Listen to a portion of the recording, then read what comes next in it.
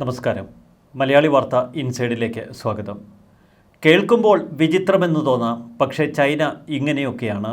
China സ്വന്തമായി നിർമ്മിക്കുന്ന Tiangong ബഹിരാകാശ നിലയത്തിനും സാറ്റലൈറ്റുകൾക്കുമൊക്കെ വലിയ യന്ത്രക്കൈകൾ. ഈ യന്ത്രക്കൈകളെക്കുറിച്ചുള്ള ആശങ്ക പങ്കുവച്ചിരിക്കുന്നത് അമേരിക്ക തന്നെയാണ്. US സൈനിക വൃത്തങ്ങൾ മുന്നറിയിപ്പ് നൽകുന്നത് ചൈന ഭാവിയിൽ യുദ്ധതന്ത്രങ്ങൾ മെനയുന്നതിൻ്റെ ഭാഗമായാണ് ഇത്തരം യന്ത്രക്കൈകൾ ബഹിരാകാശത്ത് സ്ഥാപിക്കുന്നതെന്ന്. ചൈന ഇപ്പോൾ ബഹിരാകാശത്ത് നിർമ്മിച്ചുകൊണ്ടിരിക്കുന്ന ബഹിരാകാശ നിലയത്തിൻ്റെയും ചില സാറ്റലൈറ്റുകളുടെയും ഒക്കെ യന്ത്രക്കൈകൾക്ക് 16 മീറ്ററോളം നീളമുണ്ട്. മറ്റു രാജ്യങ്ങളുടെ സാറ്റലൈറ്റുകളെ നശിപ്പിക്കാനായി ചൈന ഈ യന്ത്രക്കൈകൾ കൊണ്ട് ഭാവിയിൽ ശ്രമിച്ചേക്കാമെന്നാണ് അമേരിക്കൻ സൈന്യം മുന്നറിയിപ്പ് നൽകുന്നത്. ബഹിരാകാശ നിലയത്തോട് അനുബന്ധിച്ചു വച്ചിരിക്കുന്ന ഈ യന്ത്രക്കൈ ഉപയോഗിച്ച് അതിന് പരിസരത്തൂടെ പോകുന്ന സാറ്റലൈറ്റുകളെ ആക്രമിക്കാനും ചൈനയ്ക്ക് കഴിയും. ബഹിരാകാശ യുദ്ധത്തിൽ തങ്ങളുടെ മേധാവിത്വം ഉറപ്പിക്കുക തന്നെയാണ് ചൈന ലക്ഷ്യമിടുന്നത്. ഇക്കഴിഞ്ഞ മാസമാണ് അമേരിക്കൻ കോൺഗ്രസിന് US സ്പേസ് കമാൻഡിൻ്റെ കമാൻഡറായ ജെയിംസ് ഡിക്കിൻസൺ ഈ ചൈനീസ് യന്ത്രക്കൈ വെല്ലുവിളിയെക്കുറിച്ച് മുന്നറിയിപ്പ് നൽകിയത്. ഷിജിയാൻ 17 സാറ്റലൈറ്റിൻ്റെ ഭാഗമായുള്ള യന്ത്രക്കൈയെക്കുറിച്ചായിരുന്നു ജെയിംസ് ഡിക്കിൻസൻ്റെ മുന്നറിയിപ്പ്. ഷിജിയാൻ 17 ശ്രദ്ധിക്കേണ്ട ഒന്നാണ്. ഈ ചൈനീസ് സാറ്റലൈറ്റിന് ശക്തമായ ഒരു യന്ത്രക്കൈയുണ്ട്. മറ്റു രാജ്യങ്ങളുടെ സാറ്റലൈറ്റുകളെ ആക്രമിക്കാൻ നിഷ്പ്രയാസം ഈ സാറ്റലൈറ്റിൻ്റെ യന്ത്രക്കൈക്ക് കഴിയുമെന്നാണ് അമേരിക്ക കണക്കുകൂട്ടുന്നത്. ജെയിംസ് ഡിക്കിൻസന്റെ ഈയൊരു കണ്ടെത്തലുകളെക്കുറിച്ച് ചൈനയുടെ മോർണിംഗ് പോസ്റ്റും റിപ്പോർട്ട് ചെയ്തിരുന്നു. ചൈനയും ഇക്കാര്യം ഗൗരവത്തിലെടുത്തു എന്നു സാരം. ചൈന പറയുന്നത് അമേരിക്കൻ സൈന്യത്തിൻ്റെ വിമർശനം അടിസ്ഥാനരഹിതമാണ്. ഇത്തരം യന്ത്രക്കൈകൾ ബഹിരാകാശത്ത് സാധാരണമാണെന്നും അവർ ചൂണ്ടിക്കാട്ടുന്നു. അമേരിക്കയടക്കം 5 ബഹിരാകാശ ഏജൻസികൾ ചേർന്ന് നിർമ്മിച്ച രാജ്യാന്തര ബഹിരാകാശ നിലയത്തിന് 17 മീറ്റർ നീളമുള്ള ഒരു യന്ത്രക്കൈയുണ്ട് എന്നാണ് ചൈനയുടെ ആരോപണം. നിലയത്തിൻ്റെ അറ്റകുറ്റപ്പണികൾക്ക് വേണ്ടി തങ്ങൾ രൂപം കൊടുത്ത ഒരു ചെറിയ യന്ത്രക്കൈ മാത്രമാണിതെന്ന് ഈ 5 രാഷ്ട്രങ്ങളുടെ സംയുക്ത ഫോറം പറയുന്നു. 1990കളിൽ തന്നെ നാസ ആദ്യത്തെ യന്ത്രക്കൈയുള്ള ഒരു സാറ്റലൈറ്റ് വിക്ഷേപിച്ചിരുന്നുവെന്നും ചൈന ആരോപിക്കുന്നു. പല ചൈനീസ് സാറ്റലൈറ്റുകൾക്കും ഇന്ന് യന്ത്രക്കൈ വച്ചിരിക്കുന്നതാണ് ലോകത്തെ കൂടുതൽ ഭയപ്പെടുത്തുന്നത്, അതും വലിയ യന്ത്രക്കൈകൾ. അമേരിക്ക, റഷ്യ, ജപ്പാൻ, കാനഡ എന്നീ രാജ്യങ്ങളുടെ ബഹിരാകാശ ഏജൻസികൾക്കൊപ്പം യൂറോപ്യൻ ബഹിരാകാശ ഏജൻസിയും ചേർന്നാണ് രാജ്യാന്തര ബഹിരാകാശ നിലയം സ്ഥാപിച്ചിരിക്കുന്നത്. ഇതിൽ ചൈനയെ ഉൾപ്പെടുത്തിയിരുന്നില്ല. അതിൻ്റെ വാശിയിലാണ് അവർ തങ്ങളുടെ ബഹിരാകാശ നിലയം പദ്ധതിയുമായി മുൻപോട്ടേക്ക് കുതിച്ചത്.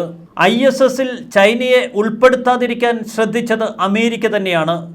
2028ഓടെ രാജ്യാന്തര ബഹിരാകാശ നിലയത്തിൻ്റെ കാലാവധി അവസാനിക്കുമെന്നാണ് കണക്കുകൂട്ടുന്നത്.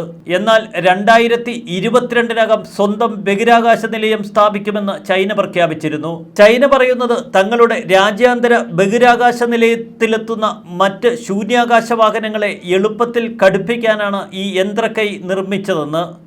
ഏതാണ്ട് 10 മീറ്റർ വരെ നീട്ടാൻ സാധിക്കും ഈ 16 മീറ്റർ നീളമുള്ള യന്ത്രക്കൈക്ക്.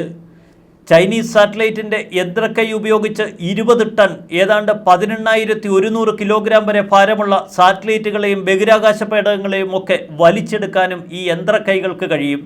അതാണ് വിദേശ രാജ്യങ്ങളെ കൂടുതൽ ഭയപ്പെടുത്തുന്നത്. ബഹിരാകാശ നിലയത്തിലുള്ള ഈ യന്ത്രക്കൈകൾ ഉപയോഗിച്ച് മറ്റു രാജ്യങ്ങളുടെ, പ്രത്യേകിച്ച് ശത്രു രാജ്യങ്ങളുടെ സാറ്റലൈറ്റുകൾ നിഷ്പ്രയാസം വലിച്ചെടുക്കാനും അത് നശിപ്പിച്ചു കളയാനും ചൈനയ്ക്ക് കഴിയുമത്രേ. അങ്ങനെയെങ്കിൽ പ്രതിരോധ ഉപയോഗങ്ങൾക്കായി അയച്ചിരിക്കുന്ന സാറ്റലൈറ്റുകളെ ഇതുപോലെ നിഷ്പ്രയാസം നശിപ്പിക്കാൻ ചൈനയ്ക്ക് സാധിക്കുന്ന ഒരു കാലഘട്ടത്തിലെത്തിയാൽ അത് കൂടുതൽ അപകടം വിളിച്ചു വരുത്തും. 2021 ഏപ്രിൽ 29 തങ്ങളുടെ സ്വതന്ത്ര ബഹിരാകാശ നിലയം എന്ന സ്വപ്നത്തിലേക്ക് ചൈന കുതിച്ചു പറന്നത്. ചൈന 2011ലും 2016ലുമൊക്കെ ബഹിരാകാശ ലബോറട്ടറികൾ സ്ഥാപിച്ചിരുന്നു. അതിൻ്റെ തുടർച്ചയായാണ് ടിയാൻഗോങ് എന്ന ബഹിരാകാശ നിലയത്തിൻ്റെ നിർമ്മാണത്തിലേക്ക് കടന്നത്. 2021 പണി തുടങ്ങി 2022 ഈ ബഹിരാകാശ നിലയത്തിൻ്റെ പണി പൂർത്തിയാക്കും എന്നുള്ള ചൈനീസ് പ്രഖ്യാപനം അതിശയത്തോടെയാണ് അന്ന് ലോകം കേട്ടതു തന്നെ. ഇതിനകം നിർമ്മാണ പ്രവർത്തനങ്ങളുടെ ഭൂരിഭാഗം വർക്കുകളും ചൈന തീർത്തിരിക്കുന്നു. ചൈനയുടെ ടിയാൻഗോങ് എന്ന ബഹിരാകാശ നിലയത്തിന് 70 ടണ്ണോളമാണ് ഭാരമുള്ളത്. ഇത്രയേറെ ഭാരമുള്ള ഒരു ബഹിരാകാശ നിലയം ശൂന്യാകാശത്ത് സൃഷ്ടിക്കാൻ കഴിഞ്ഞതിൻ്റെ അഹങ്കാരത്തിൽ തന്നെയാണ് ഇപ്പോൾ ചൈന. 2022 ഇതിൻ്റെ പ്രാരംഭ പ്രവർത്തനം പൂർത്തിയാക്കുമെന്നും പിന്നീട് ഈ ബഹിരാകാശ നിലയത്തോട് എത്ര ഭാഗങ്ങൾ വേണമെങ്കിലും കൂട്ടിച്ചേർക്കാമെന്നുമാണ് ചൈന പ്രതീക്ഷിക്കുന്നത്. കൂടുതൽ ശാസ്ത്രീയ സാങ്കേതിക പരീക്ഷണങ്ങൾക്ക് ഈ ബഹിരാകാശ നിലയം വേദിയാക്കാനും ചൈന ഉദ്ദേശിക്കുന്നു. ചൈനയുടെ ടിയാൻഗോങ് ബഹിരാകാശ നിലയത്തിൽ 14 ഇന്റേണൽ പരീക്ഷണശാലകളാണ് ഒരുക്കുന്നത്. അതിനു പുറത്ത് 50ഓളം പരീക്ഷണശാലകൾ ബഹിരാകാശത്തിന്റെ പല ഭാഗങ്ങളിലായി പ്രവർത്തിപ്പിക്കാനും ചൈന ഉദ്ദേശിക്കുന്നു. ചൈനയുടെ ബഹിരാകാശ നിലയവുമായി ബന്ധപ്പെട്ട പരീക്ഷണങ്ങൾ ഇത്തരത്തിൽ മുന്നേറുമ്പോൾ തൊട്ടപ്പുറത്ത് അമേരിക്ക മറ്റു ചില പരീക്ഷണങ്ങൾക്ക് ഇപ്പോൾ കോപ്പുകൂട്ടുന്നു. ഭൗതിക ശാസ്ത്രത്തിൻ്റെയൊക്കെ നിയമാവലി കാറ്റിൽ പറത്തി ഞൊടിയിടയിൽ വന്ന് അതേ വേഗതയിൽ പായുന്ന ചില അജ്ഞാത വസ്തുക്കളുടെ പിറകെ പായാൻ തന്നെയാണ് അമേരിക്കയുടെ പുതിയ തീരുമാനവും. US ബഹിരാകാശ ഗവേഷണ ഏജൻസിയായ നാസ പറക്കും തളികകൾ ഉൾപ്പെടെയുള്ളവയുടെ പിന്നാലെ അന്വേഷണങ്ങൾ ഏർപ്പെടുത്താൻ തീരുമാനമെടുത്തു. നാവികസേന പൈലറ്റുമാർ ഈ അടുത്ത കാലത്ത് കണ്ടതുൾപ്പെടെ പറക്കും തളിക സമാന വസ്തുക്കളെക്കുറിച്ച് US എന്തെല്ലാം മനസ്സിലാക്കിയിട്ടുണ്ടോ അതെല്ലാം ഈ മാസം പുറത്തേക്ക് പറയാൻ US തീരുമാനിച്ചു കഴിഞ്ഞു. ശാസ്ത്രകഥകളുടെയും സിനിമയുടെയും ഒക്കെ ഒരു ഭാഗം ഇത്തരം നിഗൂഢ കഥകളും നിഗൂഢ പ്രമേയങ്ങളുമായിരുന്നു. പറക്കും തളികകൾ പുതിയ റിപ്പോർട്ടോടെ കൂടുതൽ മുഖ്യധാരാ ചർച്ചകളിലേക്ക് കടക്കും എന്ന് പ്രതീക്ഷിക്കാം. അമേരിക്കൻ പൈലറ്റുമാർ പലവട്ടം കണ്ട അജ്ഞാത വസ്തുക്കൾ ഭൂമി സന്ദർശിക്കുന്ന അന്യഗ്രഹ ജീവികളുടേതായിരിക്കില്ല എന്ന പുതിയ നിഗമനവും അമേരിക്ക നടത്തുന്നുണ്ട്. ഇതൊന്നും അത്ര മായക്കാഴ്ചകളല്ല എന്നും ഒരുപക്ഷെ മറ്റു രാജ്യങ്ങളുടെ മിന്നൽ നീക്കങ്ങളാവാമെന്നും അതുകൊണ്ട് തന്നെ ഇക്കാര്യങ്ങളെക്കുറിച്ച് കൂടുതൽ പഠനം നടത്തണമെന്നും അമേരിക്ക കരുതുന്നു. ബഹിരാകാശത്ത് കാണുന്ന അജ്ഞാത വസ്തുക്കളെക്കുറിച്ച് പഠനം നടത്തി വിശദ റിപ്പോർട്ട് പുറത്തുവിടാൻ ഇന്റലിജൻസ് മേധാവിയോട് US കോൺഗ്രസ് തന്നെയാണ് ആവശ്യപ്പെട്ടത്.